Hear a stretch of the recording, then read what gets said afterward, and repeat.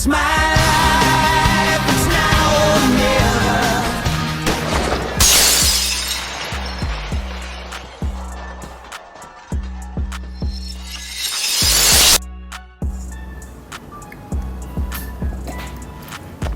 Oh, nandiyan na pala kayo.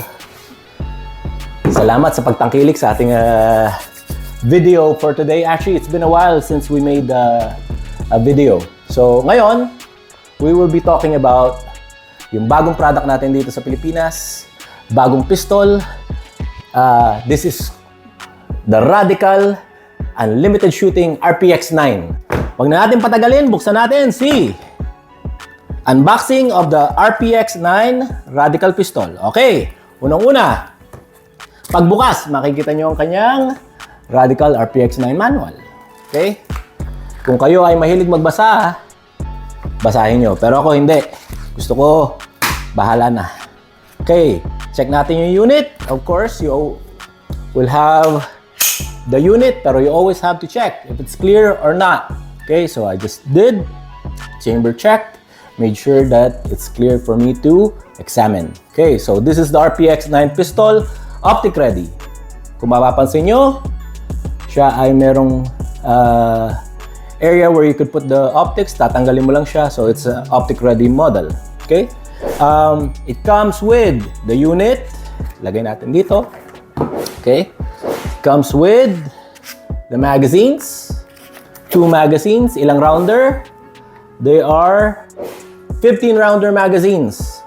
Na, just for information, this is a Glock compatible magazine. Okay?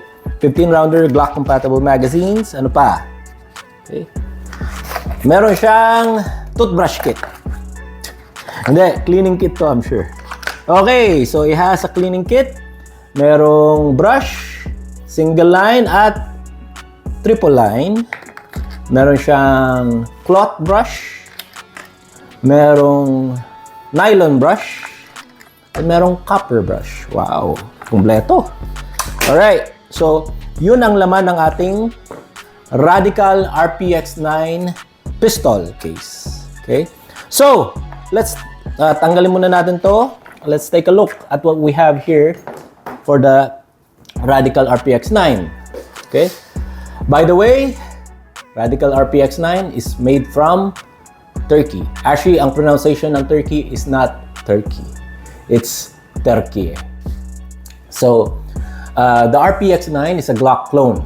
So, as far as the RPX9 is concerned, one of the most obvious things that they did on this gun is, or are, the fiber optic sight. Kung mapapansin mo, they have the red fiber optic sight sa front sight and green fiber optic sight sa rear sight, making it easier for you to determine your target and for you to see it pag when you're aiming, you'll be able to see it right away. Okay? Pag nag-align yung 3 dots na yon, then you are at 0. Okay? What else? One of the other things is I noticed is that they changed the grip angle. With this gun, it makes it, nagkaroon siya ng a little bit of a high rise dito sa likod. And because of that, it gives you positive grip when you grip it. See? When you see it, it actually matches the curve of your hand. Ayun. Okay? Another thing na is different with this gun is it comes with a magwell. It comes with a magwell. It makes it easier for you to load your magazines, di ba? Kasi why? You have a bigger mouth. You have a bigger mouth sa pistol mo, and it makes it easier for you to put your magazine in. Di ba? See? So those are the most obvious things. Another thing, I know this gun is distributed sa US under the name Exodus. Pero dito, hindi ko na pinabago yung name. I'm happy with the RPX9 name, so I didn't have it changed. Pero, one thing I had it change here, pagdating dito sa Pilipinas, is the trigger. You know, yung typical na, the Exodus model from the G4 company in the US that distributes it, they still have the Glock trigger. Pero dito sa Pilipinas, I had them change it to a sporting trigger or a flat trigger. Kung mapapansin nyo, tingnan nyo mabuti, makikita nyo. See? It's totally different from the from the Glock 19 triggers. Okay? Yung kanyang safety or mag release is also interchangeable. The same thing with the Glocks now. You could, kung kaliwete ka or kanan, you could switch it to the other side. Kung kaliwete at kung kanan naman, you could retain it on what it comes with. Okay? Too bad, yung kanyang slide release is still on the same area. Pero, one thing about the slide release is it has that indent. Ayun, no? I don't know if you notice it, pero pakita ko na lang. Ayan. Meron siyang konting ledge kung saan it makes it easier for you to release the slide. Kasi may kakapitan yung daliri mo. Hindi yung typical na flat siya. Kasi now, I could just pull it down easier with my thumb and it would release the slide and load the bullet to the chamber once you load the magazine. Diba? One other thing that is very noticeable is it has a slide lighting hole sa ibabaw. Itong design na to came from the Glock 34s and 35. They have holes sa ibabaw for the purpose of slide lightening. Okay? Also, another thing is they trim down yung ano niya, yung pinaka slide niya, and they also have a different type of serrations compared sa Glocks. Okay? So those are the major factors that I see that are different with this gun. Actually, from the way I look at it, it's, to me, guwapo siya. I like how it looks. Pero I also like how the Glock 19 looks. Pero with all the aesthetics that they added, guwapo. I like it. I like it very much. Okay? As far as grip feels, it feels great to my hand. Yung trigger, yun na yung trigger reset niya. Maikli lang. Ulit pa. Yun.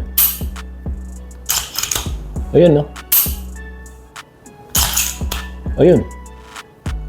Such a small trigger reset. What does that entails? Faster shooting. Diba? Kasi you have just about a couple of millimeters para do sa trigger reset niya. Okay? You saw it naman. Ulitin ko. Take a look. Ayun. Ayun na yun, no? Yung konting movement na yun. Diba? So, trigger weight. Ang trigger weight, para sa akin, I don't have pero when they checked it sa factory, 5.6 pounds. Ang trigger pull niya, 5.6. Naglalaro 5.5, 5.6, mga ganon. So, yun yung trigger weight niya. Of course, this is a double action pistol. Ano pa? One other major difference pala sa Glock 19 is dalawa na yung serration niya sa rails niya. Sa Glock 19 is only one. Dito is dalawa. What does that give you? It gives you more versatility sa paglalagay ng mga flashlights mo. You could have it locked in the first or second ledge. Okay? So, let's do the takedown of the unit. Okay, so there. Kung makikita nyo sa loob, what it looks like to me, it looks like a Glock. Diba? I could see na if I put it right next to a Glock, actually, let's do that. Let's go get a Glock 19, tapos compare natin yung pagkakaiba nila sa loob. Pause. Stop.